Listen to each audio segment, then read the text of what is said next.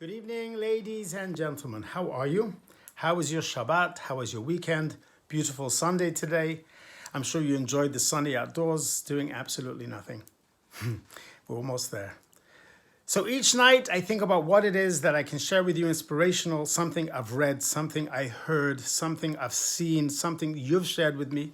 And then something occurred last week, right after our Yom HaZikaron.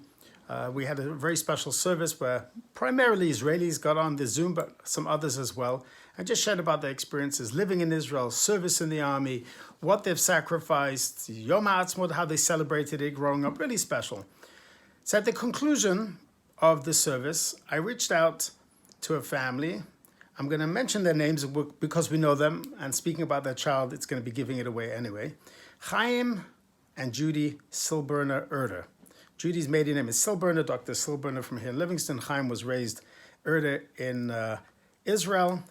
Parents, of course, survivors. And they have two beautiful children, Michal, known as Michal Vered, and Matan, as we know, Rabbi Matan Emmanuel. So for the most part, they raised their children in California. And when they moved here some years ago, they joined our community. It had been a really beautiful addition to our kihila. As we know, Matan is what we call a bocher, a bachelor that has been doing a long Shemona Esrei. He's been davening a long time for his bashert, for his destined, for his special one. And I believe he's in his mid-30s, 36 possibly. And Matan is studious, he's kind, he's soft, he's intelligent, he's caring, he's real mensch. And he's added so much to the community, not just by inviting so many friends over for Shabbos and Chagim, but also whenever I needed to take off for Pesach or some other times as well, and he was in town, he would walk 2.5 miles all the way down to the shul, into the heart of Short Hills, and he would read the Torah, he would daven, lead the tefillah, but primarily give most beautiful, insightful, interesting, academic, fun, relevant divrei Torah, words of Torah, sermons. And everybody looked forward to having him. It was just a break from the regular, but it also was nice, different. So Matan, we've been waiting a long time for him to get engaged. So I called Judy and Chaim, and I asked them, well, we know the good news because we've shared it a few months ago, that we get information that Matan is engaged to a beautiful girl from Chicago. They both live in Israel. She's a school teacher, and they're pleased God getting married in Lag BaOmer. And this was just such elation. We were so happy, not just Chana, myself, and our family, but everyone in the shul, because we love Matan so much. Really, you felt the joy of a Chatana Kala when you saw the pictures. And I was discussing with Chaim and Judy as to when, after the wedding, they'll come back, we'll do something over here. And then I thought to myself a number of months ago, not that many boys like Matan who are rabbis, and then after he became a rabbi, he became a lawyer for a big law firm in the States, in New York, and then in Israel. I guess after he became a rabbi, he wanted to get an honest job, so he became a lawyer. That was a bad joke. So Matan is so close to all of us. I wanted to do something special because he wasn't getting married here. So when I heard that his wedding was taking place in Lag BaOmer, I decided that I'm going to jump on a plane for one day. I'm going to rise that night after we have our event here, the night before, be there for the chuppah, celebrate with the family, and come back before Shabbat. Just one day, just to celebrate because he's so meaningful. It's such a meaningful event, and he means so much to all of us. Here's the bottom line. I called Chaim and Judy, said, how you guys doing? When you off to the wedding? And then Chaim said to me, we're not going.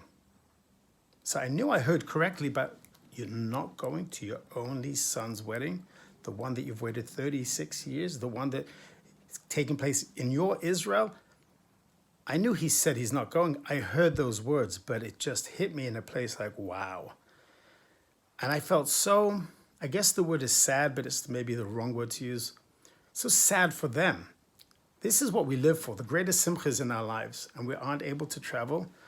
Look what COVID-19 did. Here's a family, travels, Chaim, businessman, travels all over the world, and he can't be at his only son's wedding. So I said to him, well, then why they're having the wedding now? Many people are, but why? So Judy and Chaim shared two very poignant, powerful messages, responses to me, but they're messages for all of us. The first response was, he's 36. He wants to get married. He has a beautiful bashert, a beautiful bride waiting for him. He's in his beloved Israel. Why? Because we can't get there, should it hold up a marriage? Of course, we want to be there more than anything in life. But that shouldn't take away from his ability to live as a happily married young man. We'll celebrate afterwards, but his wedding, his chuppah and his simcha will be there in spirit. Judy's even making some beautiful tapestry for the chuppah itself. So that was number one. It was their child's best interest before their own. Now, of course, we all want our children's best interest, but who doesn't want to be their only child, only son's chuppah? Of course, Michal Vered got married, they were at that wedding, but your only son in Israel, who doesn't want to be at any child's wedding? And then Chaim said to me something which really hit home. He says, Rabbi, I'd much prefer to enjoy for many healthy years and to celebrate my grandchildren's simchas and to play with them than to rush things now and to go healthy to Israel to be able to enjoy a chuppah, a wedding, and then afterwards to jeopardize health in my life and my family's life. So of course that makes rational sense, but practically speaking, it's hard to really comprehend. And when I concluded the discussion with them, it was clear to me they were both very comfortable with their decision. Not so much that they're not going because of their health. They're comfortable with their decision that they're doing the right thing for their son, and they're going to celebrate it in the best way they can. And when Matan, please God, comes back with his kala, they will celebrate here in whichever and special way. And we as a community will show up for them and with them and celebrate with them double, based on the fact that they couldn't be there live. So when some of us believe that we're having a hard time, that things are not panning out the way we want to, that we've made a certain, this summer I was supposed to go to Italy and it's not going to work, and I may not even be able to go down to South America or South Africa, it's really minuscule, it's really irrelevant compared to not just what's going on throughout the entire world, but even people in our own community have special simchas that they'll do anything to participate in and they aren't able. So we really have to remember the adage, the old Yiddish saying, a Mensch tracht und Gott lacht. A human being thinks and God laughs. It truly means not that they think and God laughs at us, but we can put together all our ducks in a row. We can get all our orders, so all our items scheduled in this very special way. Our ideas, our concepts, our plans, have it all lined up. But practically speaking, in an instant, God can say it's not happening. And it's how we respond to that and how we internalize it and how we know we look at the greater picture. So on behalf of everyone in the community, we extend to Matan, his kala, and the entire Erda, Silber, and the family's Chaim and Judy, heartfelt Mazal Tov.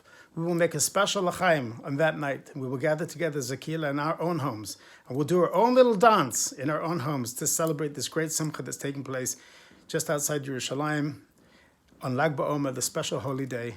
And please God, when the Chassan Kala, when the bride and groom comes back, we will all dance together with them, so with so much more vigor and energy and joy, based on the fact that you weren't able to be there. And please God, God should bless you with many, many gesunter, healthy, happy, long, loving years to be able to enjoy them, your grandchildren, your great-grandchildren to come. Amen. Tomorrow night, my dear friends, Chana has worked very hard to continue the series for the Holocaust Survivors series.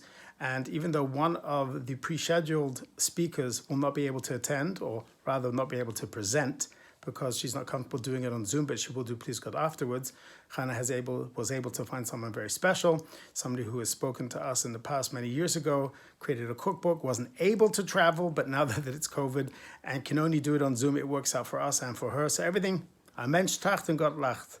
God has a greater plan. So I really look forward to everyone participating tomorrow night. JLI is happening on Wednesday. There's a minyan on Tuesday. We had minyan. There's a lot going on.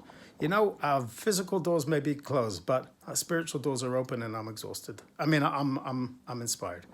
I love you all. Have a beautiful night. Mazal tov to all. A Mensch tracht, we think, and God will set us straight. Good night. Cheers.